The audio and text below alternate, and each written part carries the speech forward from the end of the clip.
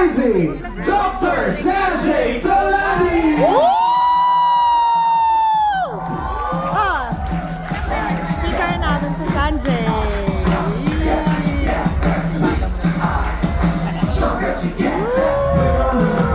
Sanjay Wells. 24 years ago when I started this business, my father gave me 4 rules. Don't work. Huh? Don't work. Don't work? I had exactly the same reaction. I said, Dad, what do you mean by don't work? He said, Sanjay, no, once in a while I listen to you. Once in a while.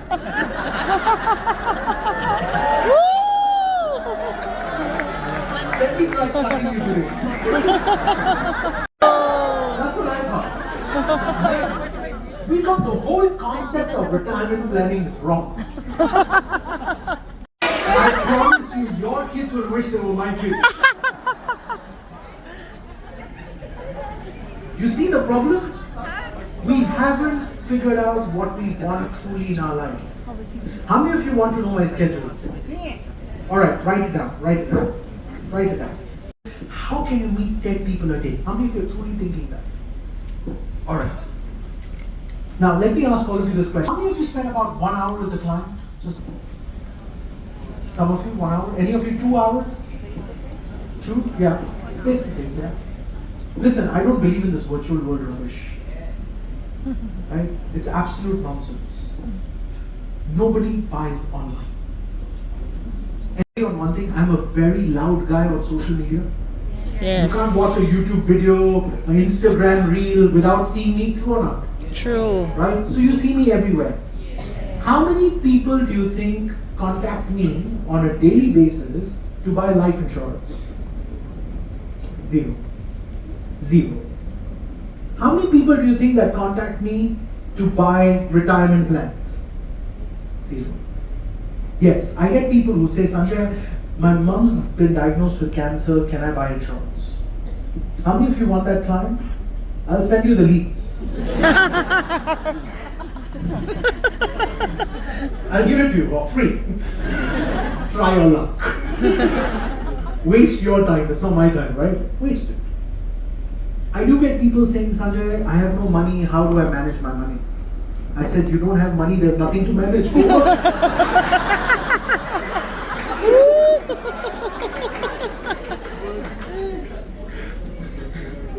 You see, our title is Wealth Advisor. No wealth, nothing to advise.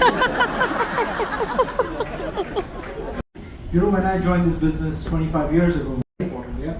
What else? Income, expenses, yeah? What else? Budget, yeah, budget, very important. Priorities, oh, very important, yes, priorities. What else?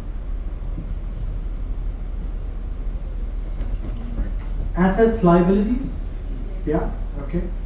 What else? Goals, yeah, goals. Financial goals, somebody said very specifically. Financial goals, okay, what else? Existing insurance, yeah, very important. What else? Sorry, dependence, yeah, so dependence, do you have any dependence? Your health is good, your health is bad, you will still die, correct or not? Yes. So why do you care? Your income is high, your income is low, you will die, correct or not? Yes. Why do you care? By the way, there was a study done. 100% of married men don't know where their wives spend money. And you ask them what are your expenses, they don't have a clue. What is the budget for insurance? Zero. Why do you ask? I'm telling you, zero. It doesn't matter how rich you are, the budget is always zero. Right? Your name is Jim, Jack or Jane, you will still die, correct or not? Why do I care? Your priorities are wrong. How the hell does it affect my financial plan? You have assets, you don't have assets, you will still die. Why do you care? Your financial goal is to become a billionaire. Can you help? No. Cannot, right? Then why the hell do you care? Why do you want to ask something that you cannot satisfy? If my goal is to be a billionaire, keep going. That's all you can say, correct or not? Come on, you can do it. I believe in you. There's nothing you can do about it, true or not? Why do you waste your time asking this stupid question? You have insurance, you don't have insurance. So what? You will still die. You have dependents, you don't have dependents, you will still die. So why the hell do you do this? Compliance. It has nothing to do with sales. We've got the whole sales process wrong. You see, when you start your conversation with this, what's the biggest problem? People to talk. Full stop. Now the whole day the husband thinking about what? Holy shit. What did I do now? Try it, it works. There's a simple formula to know how much to save. 5% of whatever you earn. That's it. And you know, when you shared this with me, I thought, why don't I share this with all my friends? By the way, how are you? Presentation done? Now, if they say B, a billion, I said no, can't. The maximum you can buy is 300. Maximum, globally. It doesn't matter which country you go to, the maximum you can buy is 300 million. He said, all right, let's do 300 for now. I sold $300 million just because I focused on the maximum, not the minimum. Valuable. And they're like, what do you mean, Sanjay? Literally, their eyes became that big. They're all billionaires, okay? I'm not. They are. Right? Their eyes became that big and they said, Sanjay, what do you mean? And I said, you have a business, you have a car, you have a house, you have insured all of that. And you haven't insured the one person that has created all of that. You haven't insured the source of that wealth, but you've insured the wealth. So what are you trying to say? The source is not as valuable as the wealth. That's pretty much what you're trying to say. They're like, yeah, but Sanjay, I have to die. I said, no. It is to protect those you live behind. It's not for you. We've got the whole concept of insurance wrong. You see, the true client is not the insured person. The true client is the beneficiary. Whoever is the beneficiary is for whom you are buying the insurance. When you buy life insurance on your life, it is not for you, it is for the beneficiary. Can we agree? Yes. So can you stop selling life insurance to them and tell them, you need to protect your children. There's a special product for children where if something happens to you, your children are protected. It's not to protect you. You die, nobody cares. Right? It's not to protect you. It's to protect your children. Whoever is the beneficiary of the policy is who you're protecting. So when you sell medical insurance, who are you protecting? The client or the hospital? Client. The hospital. We've been taught incorrect. Who gets the payment? The client or the hospital? The hospital. Medical insurance as a product was designed to protect doctors and hospitals, not the client. Retirement planning, it's to protect your lifestyle, not your kids, not anyone else. Whoever you love, I will protect. If you love yourself, we protect you. If you love your family, we protect them. If you love no one, go to hell. Like seriously. The company realized that everyone wants to think about it. So we have come up with a very simple strategy. It's what we call the 3-week cool-off period strategy. Which 15 means days. we can cover you for free for 3 weeks. If you still make a decision that you don't need this, it's okay. We can just cancel the contract. But I want you to be covered even when you're thinking about it, because we realize life is very unpredictable. So I'm going to give you free life insurance for 3 weeks till you think about it. Is that Please understand the difference between an objection and a rejection. When someone I'm Dr. Sanjay's AI, and I'm here to help you close more financial planning cases with confidence by mastering introductions, concept presentations, objections, and closing. Ready? Just say, yes, I'm ready. Yes, Hey, I'm Sanjay, ready. you here? Want to say hi? Hi, Sanjay.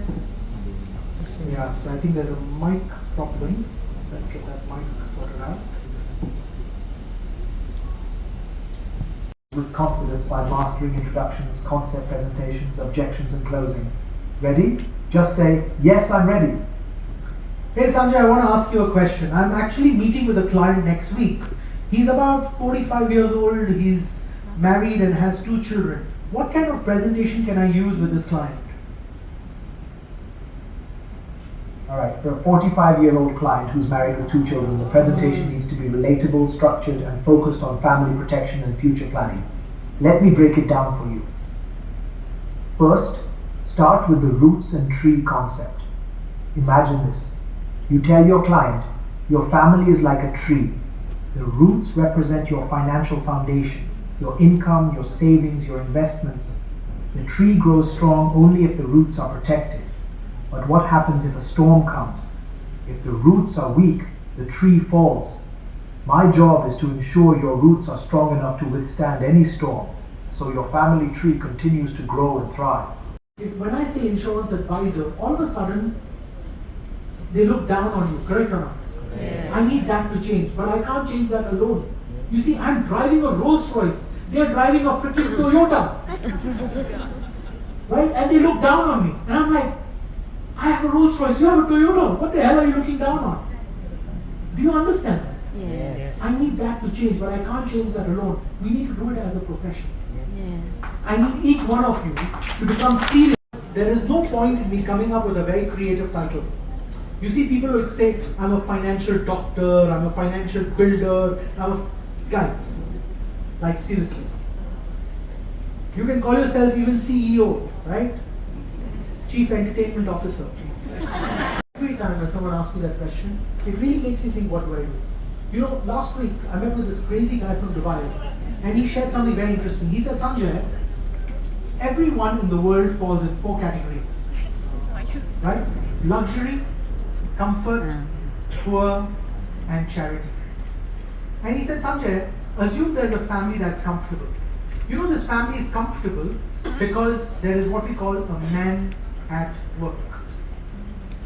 But if you remove this man at work, this family will start to fall down to charity. So you immediately need to put a pump of money, because when there's no man at work, you need money at work. And there's a simple formula to know how much money you need. The formula is 10 times of your annual income.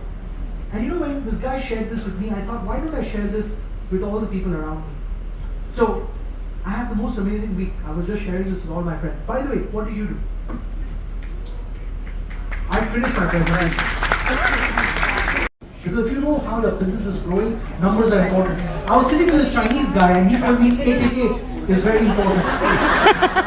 Some business owners told me, 13 is unlucky, but one number stands out completely, and that number is 28.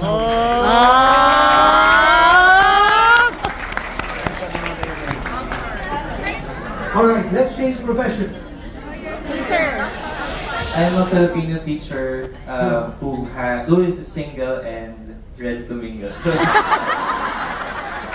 Oh, I thought you were an MBA. Married but available. Married but available.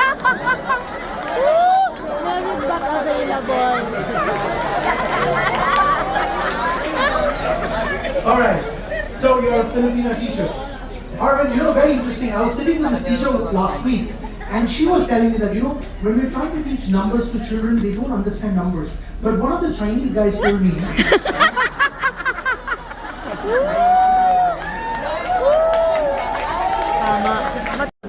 an ebook of mine. This is a book that I've written for clients. You can use it with your clients, right? This is a free book for every single one of you, if you listen correctly. You see, about 80 or 100 years ago, somebody said that diamonds are a woman's best friend, right? Today, if you want to marry a woman, you have to buy her a diamond, correct? Yes. But who started that? It was started by one company that basically said diamonds are forever and diamond is a woman's best friend. But let me ask you, all the women over here, what would you prefer? A 5-carat diamond or $10 million in cash? What would you prefer? $10 million. We all agree on that, right? Yes. So technically, isn't cash and insurance, isn't insurance a woman's best friend? Because insurance bills guaranteed cash, correct? We are the only product in the world that creates money that doesn't even exist. We create money that doesn't even exist. So shouldn't insurance be a woman's best friend? So why don't we start a trend today, all right? All of us together. let's start a trend today that insurance is a woman's best friend. So can I ask all of you to do something? Can you all click a picture and put it on your social media and say, you know what, I met a crazy guy today and he said, insurance is a woman's best friend. Yes. Right? And let's share that across everyone, because somebody needs to start that trend and we need to do it together, because I can't do it alone. I do it every day, but I can't do it alone. So all of us, if we can start this one trend, that insurance is a woman's best friend, because we are truly protecting families that are not ours. We are protecting children that are not ours. We are protecting businesses that are not ours. But we don't get the credit, we don't get the respect that we deserve. And that can only change if we as a profession agree that insurance is a woman's best friend. So that one day in the future, maybe one day in the future, 15, 20, 30 years from now, when a girl wants to marry a guy, she will tell him, do you have insurance? Yeah. Thank you very much.